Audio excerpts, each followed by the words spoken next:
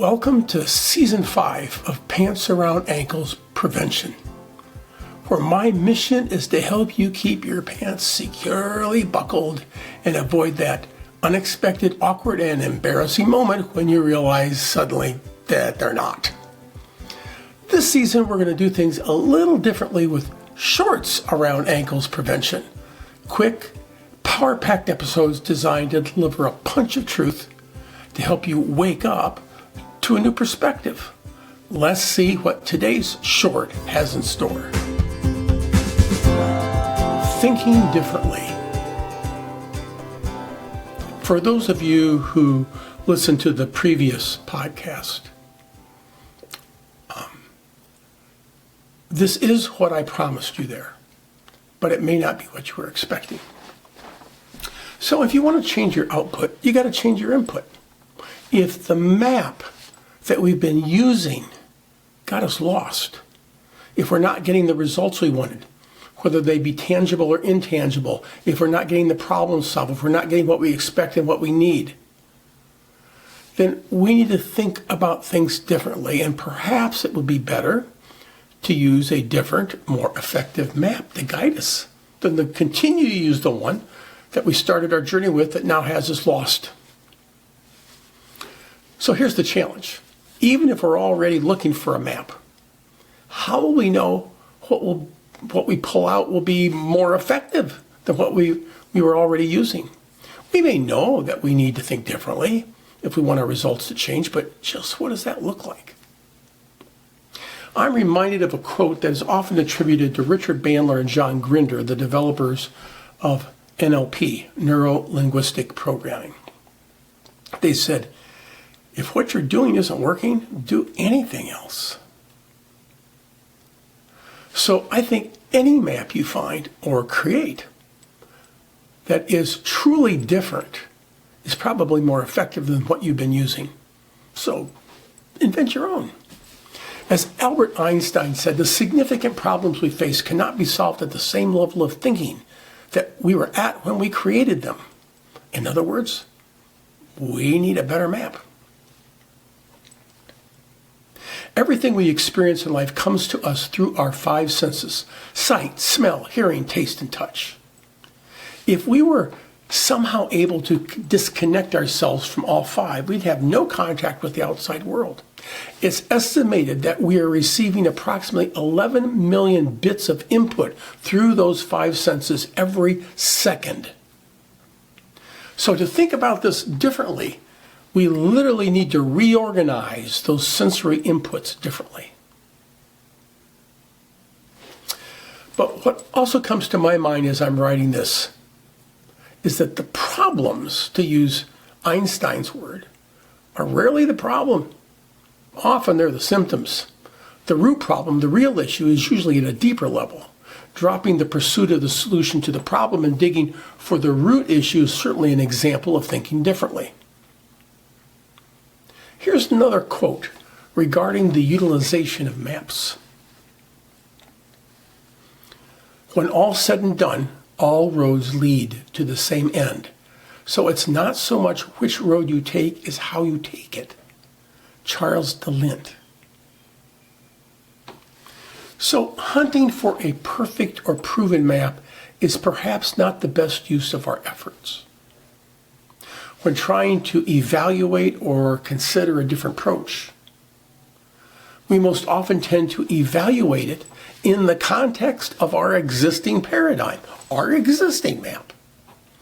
Now, this is not to say that one should simply head down some dark, muddy, unpaved path with an expectation that it's going to lead you to the yellow brick road.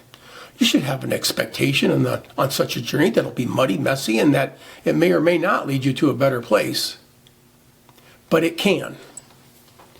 In my life, there was a time when I had a significant collaborative interpersonal challenge. I was trying to build a stronger relationship, a better bond, and whatever I seemed to try failed. And sometimes I felt like I made things worse. I was completely befuddled. I didn't know what to do differently. on any kind of a rational, logical, or thoughtful basis. I'd exhausted all that. So you know what I decided to do? I decided to be irrational, illogical, and emotional, which I did with a premeditated intent. I was reminded that sometimes the easiest way to move a pendulum toward you is to start by pushing it away. So that's what I did. I pushed the pendulum away hard. Now, this was most assuredly a different approach, and it was more than a little muddy and messy. But you know what? The pendulum then swung back. And it took no small amount of courage, and there was no guarantee that my approach would work. But one definition of insanity is to do the same thing repeatedly and expect the results to change. So I took Bandler and Grindler's advice and did anything else. Now, not all different approaches require a trip down that muddy, messy road, however.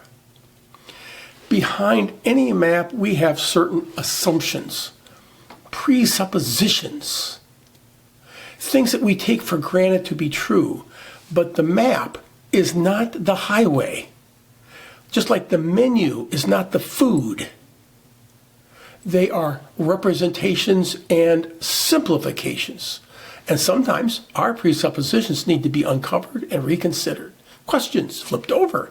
Because if we find they are no longer serving us, perhaps we have found the root of the problem and we can more easily understand what to change.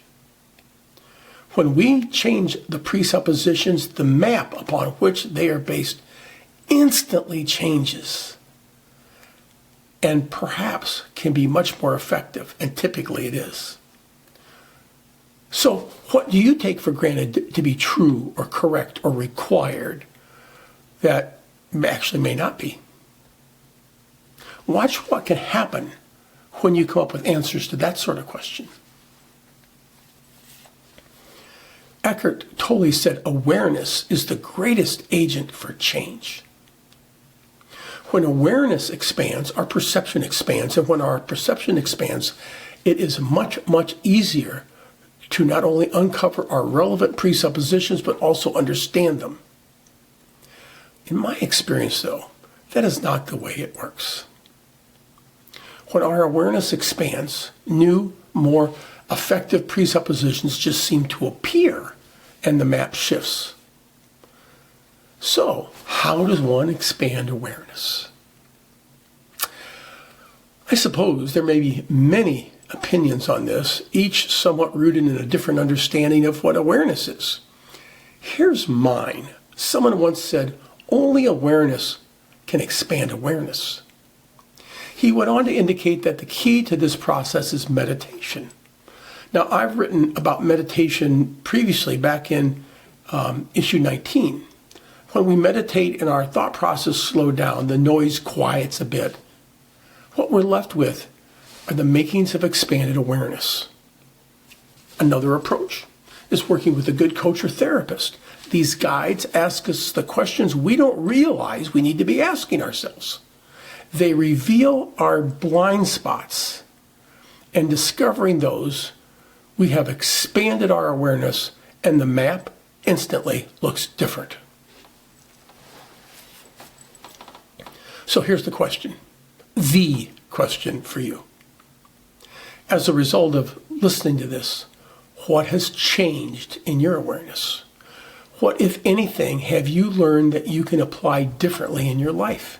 Because that is a necessary step in the process of waking up.